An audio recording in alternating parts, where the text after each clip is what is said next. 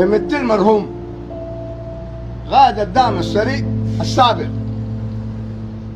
مسؤول منه، عشان ما تجي تقولوا برهان هذا قابل في يوغندا في كينيا. الزول ده اقول لكم ما منكروا نكير، اكرر لكم كلامي، ما منكروا نكير، كلكم تتغشوا، كلكم قاعدين يعني قايلين انه موجود. انا اقول لكم الزول ده ما موجود،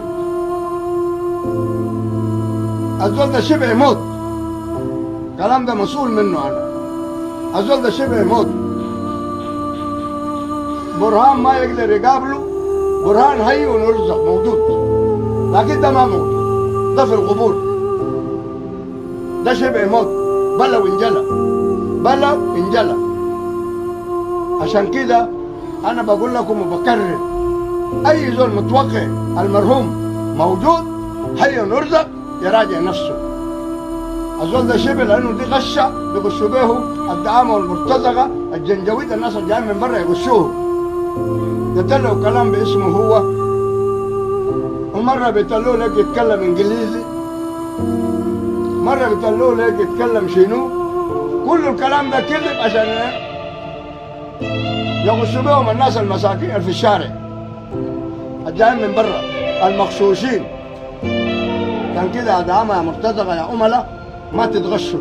الزول ده شبه موت، شبه موت، الكلام ده انا مسؤول منه، انا مسؤول منه. برهان هي ونرزق، لكن ده شبه موت، ما في، ما تغشوا الناس، ما تغشوا الناس. قاعدين يغشوا الدعامه زي كانه موجود هو، الزول ده ما موجود، شبه موت.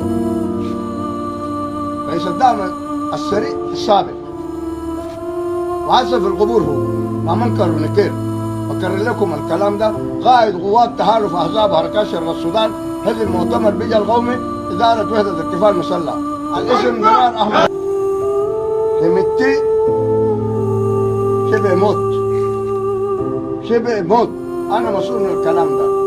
لا هيقابل برهان، لا يقابل زول، قاعدين تغشوا ناس عشان ايه؟